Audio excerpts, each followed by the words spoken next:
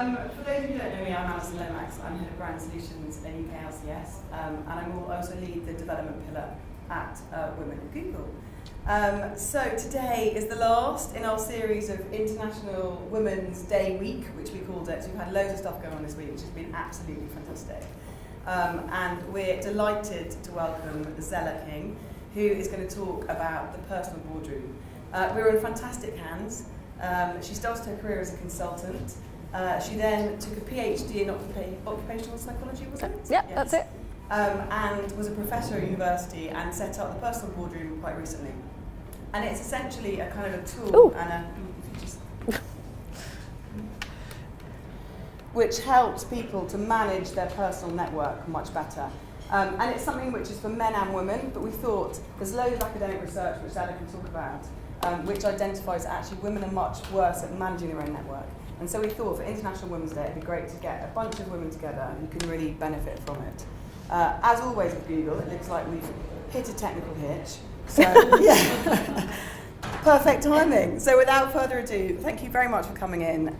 We've got an hour, so it will finish, well, probably sort of around 10. Just one ask is please be present. Please put your laptops and phones away because you'll get so much more out of it. So thank you very much. Brilliant. Thank you so much for having me here. I love talking about this stuff, and I love bringing it to people because I have an incredibly practical way for you to think about your network. So as Alison said, I spent some time in consulting and some time in investment banking, and towards the end of my 20s I just had this kind of sense that I was kind of doing this thing that was a career, but it wasn't really mine.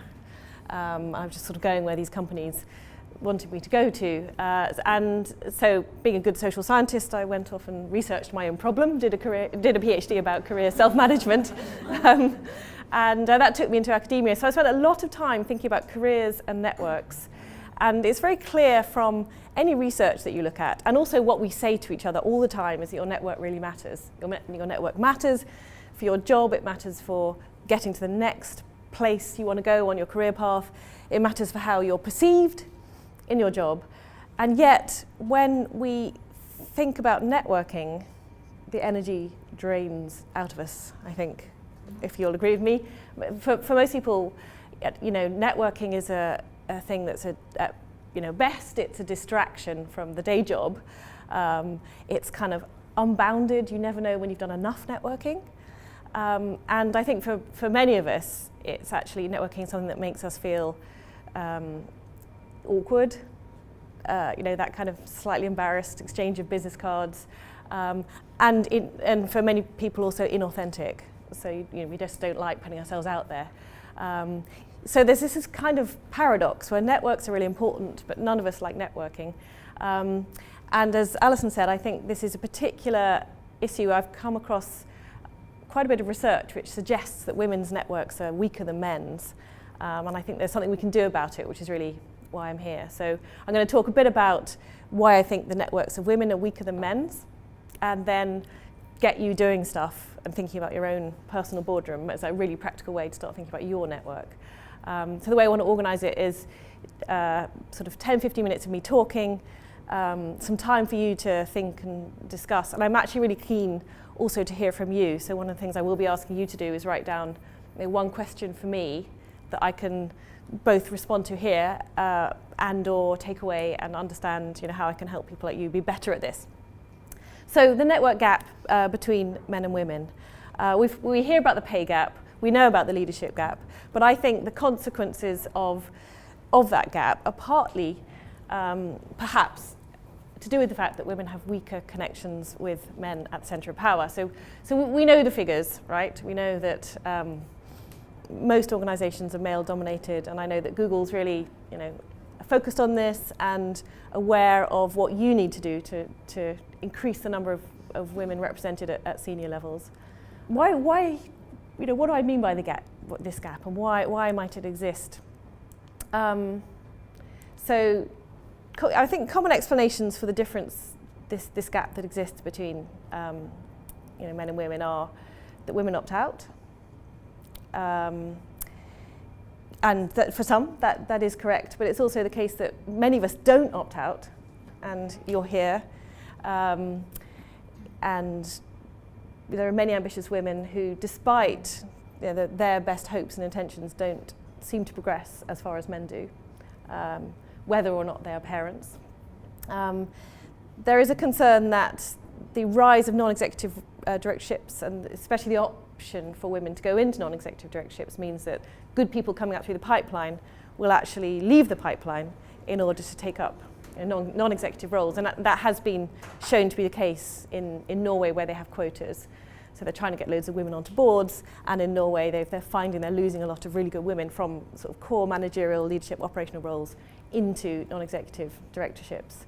And there's also that argument, which is that actually the workplaces in some industries especially are designed by men, for men. There's a macho culture. I think there's a big article in the Financial Times a couple of months ago about sexism in the city, and how very macho a lot of the banking organisations still are in terms of their culture. Lots of sort of sexual stereotyping and harassment. So for some women, there is a challenge working in a male-dominated environment. And then there's an argument that men receive different kinds of help than women, so that the argument goes that men are more actively sponsored than women, whereas women tend to receive more kind of advice, more passive kind of help, like what's called mentoring. So the argument goes that men sponsor men more than they sponsor women. But as I said, I think there could be another explanation, which is to do with the simple fact that women don't build up the same kind of networks and don't use them in the same way as men. And I'm very aware that I'm making quite a few generalizations as I say this.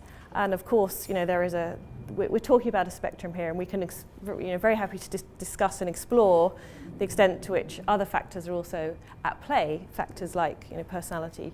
But nonetheless, both academic research and surveys done with women and men suggest that women do perceive that they have less access to the corridors of power, if you like. So women say they're 5 times more likely to say that they find it difficult to interact with senior managers than men are.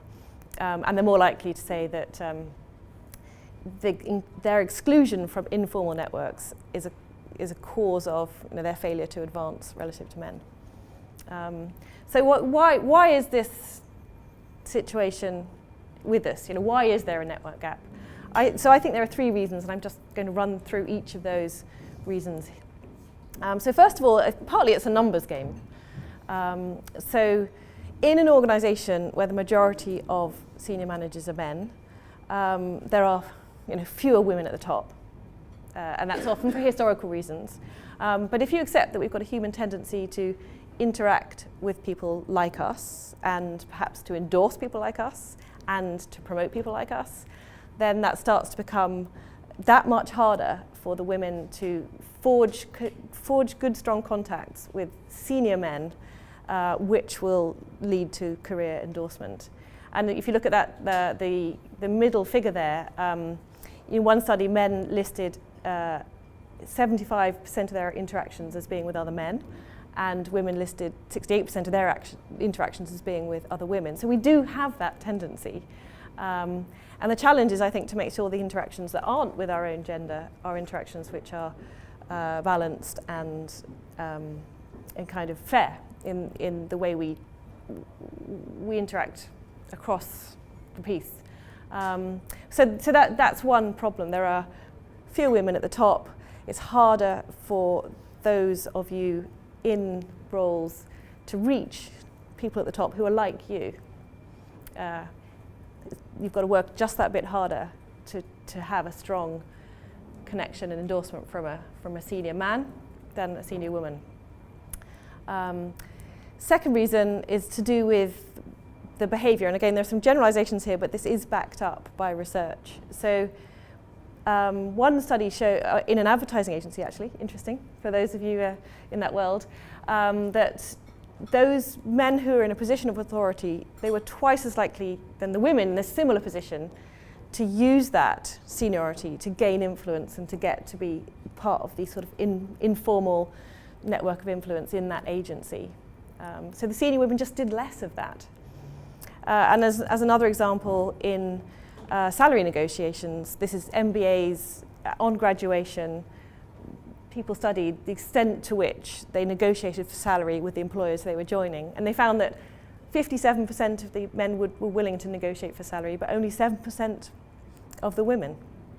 And I think what that says to me is there's an indicator there that women are less inclined, we are less inclined to use our networks to ask for things. We're also less inclined to use our connections to talk about our successes, to say, I've done this and I deserve this. So partly it's a behaviour thing. And I think there's perhaps a reason for that. There's a third thing going on, which is about perceptions. Research suggests that there is a backlash against women who are perceived to be too pushy. So what's interesting is that when negotiating on behalf of someone else for a salary, the women are the same as men in terms of what they ask for. But when negotiating for themselves, women ask for $7,000 less in salary than they do when they're negotiating for somebody else. So there's almost like a sense that, I don't want to be too pushy to ask for too much on my own behalf. Very happy to stick my neck out if it's not my personal investment, and me at stake. And another piece of research looked at perceived suitability for leadership, and they compared a woman in a position of power who was talkative and spoke a lot about her successes with a woman who was less talkative. And they found that the less talkative woman was perceived to be more suitable for leadership than the pushy one, but the relationship was reversed for men. So pushy, talkative men who use their power to shout about themselves are perceived as leadership material, whereas the quieter men are not. Now, that's an issue for men too, right? There is a gender stereotyping issue also for the less self-promotional male, and so I don't want to leave them out of this. But I think what the picture shows is there is a perceived worry that if I ask too much, I'm going to be people are going to think of me as just being too noisy about myself, too demanding, and actually, so we shy back from that. That seems to be what the research says. So, what can be done about this? Well, my argument is. And there are lots of sort of bigger schemes that companies are doing to try and get more women into leadership positions, and ultimately that's the answer, right? We just need to get an equal balance from the bottom to the top of organisations, and by the way, a representation of other, minority groups. In the meantime, I think there are some sort of practical things that organisations can do to help talented women make the noise that you need to make in order to progress your careers, on the understanding that your male colleagues may be doing it anyway. And so one of the things that I say is work out where your network gaps are and the conversations you need to have and start having those conversations. I also think it's really important to get everyone doing this and to provide a kind of practical shared vocabulary for doing it. So it's not seen as pushy if you ask, it's what you're expected to do in your conversations with your manager, in conversations with your mentor or sponsor. That you will ask, and that's expected. So that's really the third point, just normalise asking. So everyone gets into the routine of doing it and expects their direct reports to do it. And if we all understand that that's how things are to operate, then it becomes that much easier to have the conversations about where your career is going, to talk about your successes, to challenge other people to make sure your path opens up. And the personal boardroom approach is really a practical tool to help people with exactly that. So the rest of the session really is intended to introduce you to the idea of a personal boardroom and start thinking about yours. And we started adopting this term because, as I mentioned at the beginning, there are all these negative kind of perceptions of networking, and we just wanted to get rid of all of those and say, what are the few important relationships that are really going to help you succeed at your job now, and which are the important relationships that are going to help you get to the next stage in your career, wherever that might be. So those relationships are probably people whose contacts are already in your phone. They're not people you're going to meet at a networking event. And in fact, once you've kind of internalized this, maybe you don't need to go to another networking event, because actually there are other conversations that would be a lot more useful to have.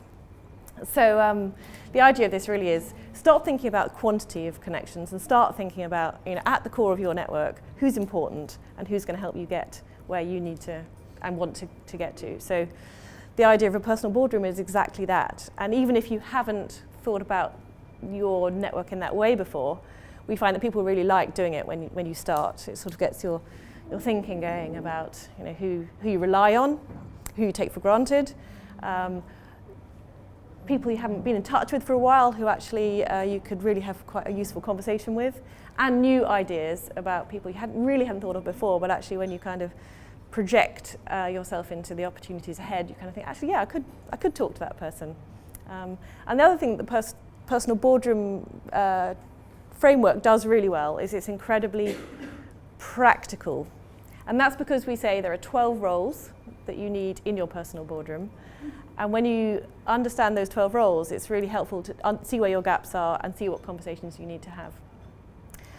So what I'm going to do now actually is, in a moment, is say, here are the 12 roles, and start thinking about who plays each of these roles for you, and talk to each other about one or two of these roles and where you think your gaps might be. In the course of that conversation, I would love it if you could think of one question that you would like me to answer, and write that down on the index card that you've got on your chair or somewhere near you. And what we'll do is pass them to the front, and then the people at the front can filter them and decide which ones they want to hear answers to.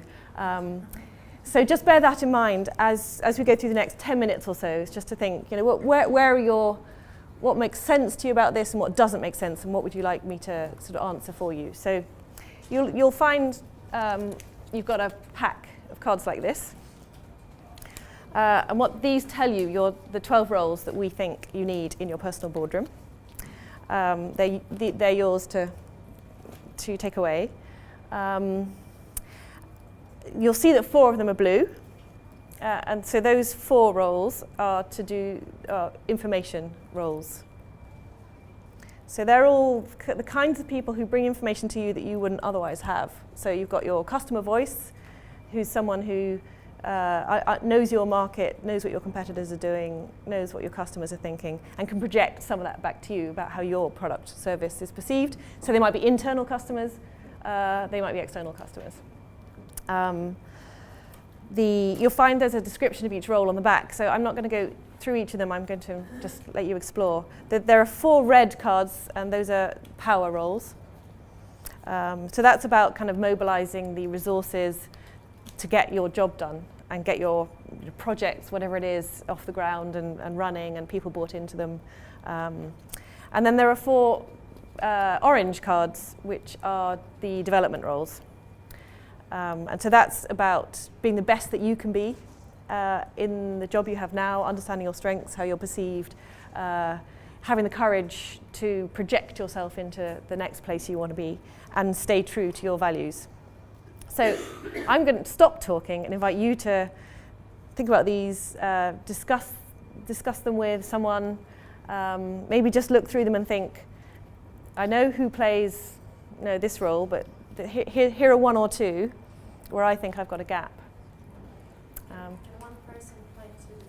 One person can play 2 different roles, yeah. So we say 6 to 12 people, simply because that focuses on sort of quality rather than a huge quantity, and 12 roles. So obviously there's going to be some kind of doubling up. That was actually my question. Is it better to be able to have 1 person per role, or do you think that if you have 1 person that is doing 5 roles, is that actually positive, or you don't think so? Oh, you're ahead of me. So we sometimes kind of humorously talk about the bingo boss. Because the bingo boss ticks all the boxes, in the row. If there's 1 person that you can think, yep, they do all of these. It could be a spouse as well. That's great, something to celebrate, but also there's something to think about too, especially in a work context, because if you move on, they move on. What's left? So that's all your eggs in one basket. yeah. Yeah. Over to you. So how long should we chat for? So if you chat for sort of five minutes or so. What, Yeah. twos and threes? 2 to 3s. Yeah. And I also think it makes me realize how important it is to look inside of Google, because I think that like a lot of these things are over talked about and like never. I think my problem is finding out areas.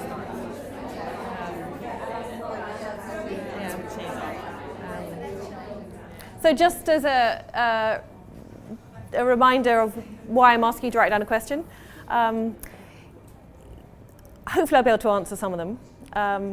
It also gives you the chance to put down something you might not want to voice. But the main thing for me is when I can sort of read what's going through your minds, it helps me understand how to make this more accessible and more useful in your context. So I will take these away and reflect on some of the issues that you've raised. I've got a meeting in a couple of weeks with some of your colleagues in HR and L&D. So being able to come and say, here are some of the network-related issues that your people are struggling with, could be a really useful conversation. So if they're not long essays, I could do an FAQ afterwards. But. So first question, of the 12 roles, are there 3 that are most critical?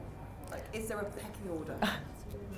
I would say that to answer that question, it might help to think about what you want to achieve and your immediate challenge in your job now. So you were just saying you've only been here 6 weeks. So the challenge is obviously to kind of integrate quickly, to get up to speed and perform in the short time frame that Google expects you to be up and running in. So I would say, especially in that context, a navigator, really important. The wonderful thing about being brand new in role is that you can get things wrong and ask for feedback. And if you don't ask for feedback in those early months, when are you going to ask for feedback? So an improver, so understanding what your boss really wants and what other people expect of you. I guess the answer to the question, Alison, is it can help to start with setting a goal for my personal boardroom. And it might simply be, who are the people who can make me as successful as I can possibly be in this job now, or as a leader, given the challenges that I'm taking on? Or it might be, I want to secure a big, customer deal, or it could be I want to initiate a new project within Google, or it could be I want to get to the next grade. And then once you've established that kind of purpose for your personal boardroom, then who should be in it and which roles they play will sort of follow on from that, hopefully. I'm hedging the question, aren't I? There aren't 3 roles. I'm not going to finger 3 roles because I think it depends. See, I'm still an academic, really.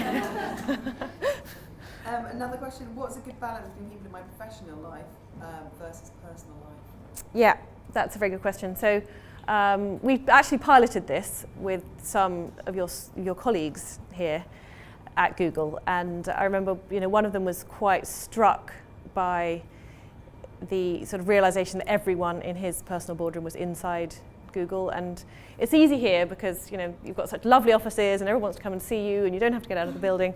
But there is a kind of limitation with that. And I've just been at an event with sort of a leadership development event, which was all about stimulating corporate leaders to think what's coming down the pipe, what's coming next. If you look out over the side of the ship, what are the things you're going to have to respond to in the future in your business? So to have someone outside who can bring that kind of perspective is important. But at the same time, if a lot of the people that you think of as your personal boardroom are outside the organisation, who's looking after your career internally, and who should you be having conversations with about where you want to go in the organisation? Because you can probably guarantee that your colleagues are having those conversations and making your boss and other people around you aware of where they want to go. So you need to kind of start thinking about those conversations to have with people inside. So it's a balance. I think the answers are all going to be it depends. So we do talk a lot about diversity and sort of both inside and outside. In our online planning tool, you can go and sort of diagnose and assess your personal boardroom, and we have 5 scores. And one of them's looking at the balance between inside and outside. Another question? Yeah, how do I realise, or how do I know that someone is in my personal boardroom, so connecting the dots, and how do I approach filling the gaps if I do feel like I'm missing some of those? Okay, so the first bit is, how do I realise? Yeah, so I'm kind of combining like 2 okay, very similar questions here. Okay. If I'm not quite sure if someone's in my boardroom or not, okay. How do I kind of lock them in? And then where I see the gaps, how do I go about filling those gaps? So in terms of, let's start with the gaps and answer it the way around. So one way to think about how to fill the gaps is, as I said, to sort of say, okay, what's the purpose? What purpose do I want this to achieve? And then that should reveal who might be a potential to fill a gap. So one way to do it is to sort of make it role-based, go through the roles, kind of think, which roles do I need, who could play that? And if I don't yet know who could play that, then maybe there's some intermediate step, which is to talk to someone about who might be able to play that role. So at that moment, navigators become important again, because a navigator may be able to help you understand who's important, understand who's influential, understand what's going on, how decisions are made. And so therefore, you might need a navigator to help you understand other people you could reach. And then connectors are also valuable people, because a navigator can tell you who you need to know, but a connector is the person who makes the introduction for you. So those 2 can be important for filling gaps. Do you tell people then, like in terms of, do you actually, because in my mind this is almost like a virtual person, so I wouldn't necessarily have that conversation with someone. No. You are my unlocker, or you are, but would you recommend? I think it really depends on the kind of person you are. So I have actually started to refer to people as, you've just stepped into my personal boardroom. But you really don't have to, because this is actually about your thinking, about your network, and how people can help you, and by the way, how you can help other people.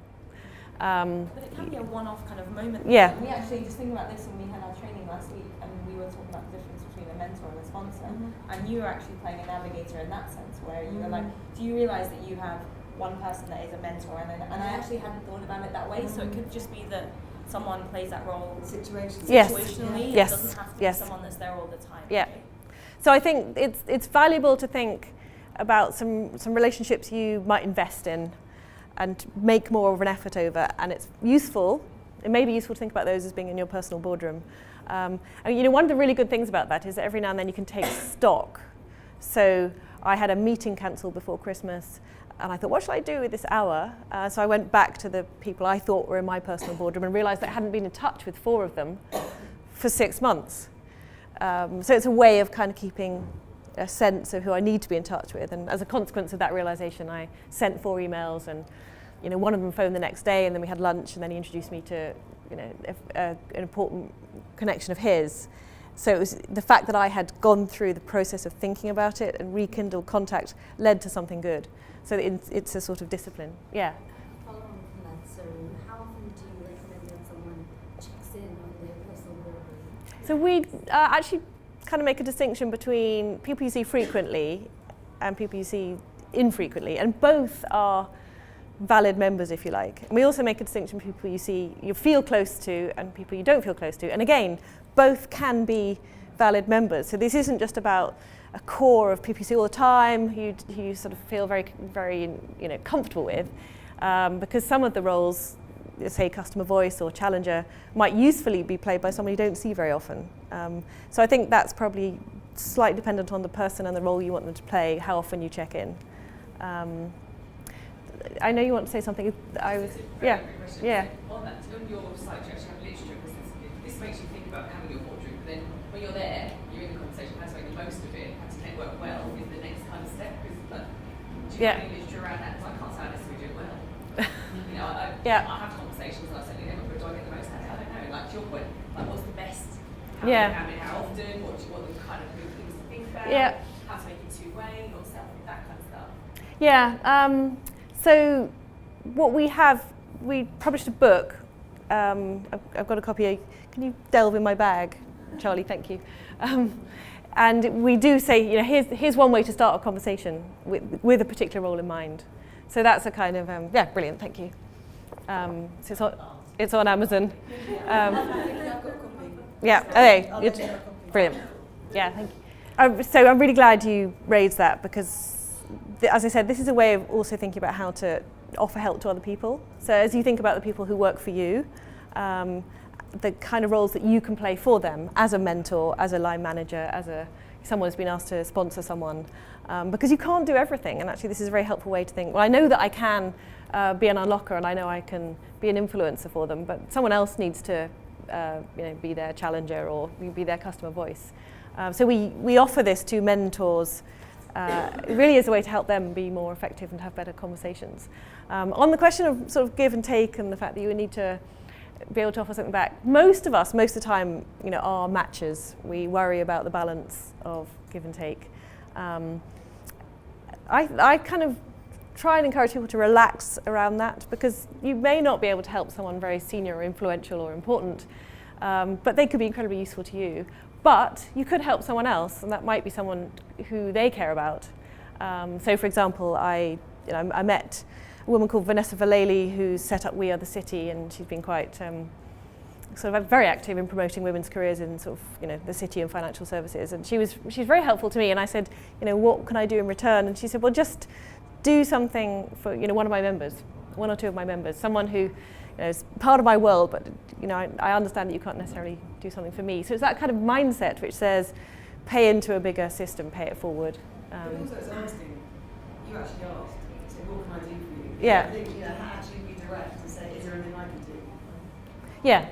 Yeah. So just to rewind a little bit, did I cover both of your? Yes. So it's yeah. How do I know if someone is? I'm just looking at my watch. Sorry. That was probably that was the second part. Okay. How do I know if someone's actually there or not? Shall we take one more from the cards? Yeah. Does your boardroom need to be more senior than you always, or can it be filled with peers? I think ideally there is a balance again between senior people, but also if you're only focused on people senior to you, you'll miss a lot of opportunities to kind of have really purposeful conversations with your peers and with your team or other people who are new to the organisation or earlier in their career. So again, we suggest there should be a balance between senior and peers. If it's full of peers, in some ways that's lovely, but who your unlockers, who is looking out for your career as you develop in the organisation.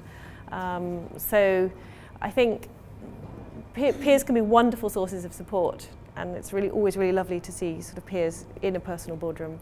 But direct reports, if you think about them, they're often the influencers who get your stuff done, and so being aware of that and nurturing your relationship with your direct reports, so that, and again, that can be a very two-way thing, so that they're influencers and challengers and improvers for you, and you can be an unlocker and a sponsor and an influencer for them. And it's interesting actually I don't know how many of you actually done your own personal boardroom. When you do it, it actually kind of shows you in bubble sizes who are your peers and who are more senior to you. Yeah. So kind of visually it's quite interesting because you can immediately see there actually is it full of people kind of my level or have I got enough senior support? So in fact Zella's allowed we can do this up until the end of March. So if anyone hasn't done it, do it. It's absolutely fantastic. So do please take all of these away because this is telling you, and this will be a reminder. You can put it on your desk to register and go online and think about your personal boardroom. And it's also, when you've used it, pass it on to someone, because for me, ultimately, the power of this comes when the language is known and used by lots of people, because it's a shorthand way of being able to give and ask for and offer, help and to bring along. There's that quote. I don't know if Zella Snowball here this week, or she wasn't. Yeah, she's quoting the Times this morning as reproducing that quote, which says there's a special place in hell for the woman who doesn't help other women. So this is a way to pass this on as a way to kind of people in your team to encourage them to have a go. Yeah. In my mind, this is not just for women, though. It can be for anyone. Right. Yeah. And in this room we should have both men, I think. As well. Right. And perhaps I know, yeah, but they in their minds they thought of this as a women's thing. Yeah, so I did this talk yesterday at Egon Zender, the headhunter, and there were quite a few men there because they're obviously working with male and female candidates, and they were just really aware of this as the value of this is for all genders, and actually Matt Brent's done it. Yep. On your website. Yeah. Yes. Matt? Yes. Yeah. So no, Matt's he's always been a sort of long-term supporter, and I think one of the powerful things that he said was that he obviously has this sporting background, and so I don't know whether he cycles or runs into work, but he meets lots of men in the changing rooms upstairs, and so there is again it's back to that sort of, we tend to interact with people like us, and at the very fundamental level when you're getting changed, there's a gender divide there. So he raised that to be aware of the fact that he also needs to make sure that those conversations he has in the locker room are not don't mean that he has excluded half the population, if you like. So the more that senior men can be aware of this and endorse it, the better. So my ultimate sort of goal is to get this endorsed by senior people so that they start using it with their direct reports, and there's a kind of trickle down effect of that. So Zella's talking to our L&D team about how we can kind of deploy this more.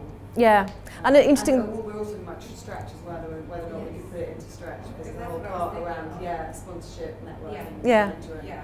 So exactly. By end of March, please, we can still. Yes. Yeah. Exactly. But what we'll do at the end of March is take stock and think about our business model and how we go forward, because as I said, this is quite new, and we're really still in the hundreds as opposed to thousands or tens of thousands of users, but offered to an organisation like yours for everyone to access anytime and to use as kind of fodder for a conversation, whether it's PDP, a mentoring conversation, or simply a conversation about how should we organise ourselves to get this project done, in this way. I think it could be a powerful tool. So I am very grateful for any sort of support and endorsement you can provide. To just take this away and use it and tell us whether and how it's useful. Brilliant. Well, thank you so much. I think yes. Thank you. I think it's fascinating, and I think just that whole kind of being much more intentional about your network. We're going to be doing a lot more in the kind of women at space this year. Jo, have her at the back if you don't know her. She's going to be leading our connections pillar for Women At. So we're going to be doing a lot kind of more activities. And just I'd urge you all to do this if you haven't already. It's fascinating. It really kind of uncovers gaps. And for me, the sort of biggest, I guess, highlight this week for International Women's Day week, there's a panel on Wednesday, and Tane's boss actually kind of put his hand up and said, I just don't understand it. I was kind of brought up, basically, I learned I had to suck up to all the big boys. So that's what I've been doing since I was a boy, and that's what I've done throughout my career. And it's brilliant. And all the women kind of went, brilliant. But the reality is that, there are differences, and we kind of have to ramp it up a bit. We have to be a bit more conscious and a bit more intentional about our networks. And I think a tool like this is absolutely brilliant. Yeah. So thank you so much. Very welcome. We really appreciate it, and look forward to kind of working more with you. Brilliant. Thank you so much. Yeah, thank you.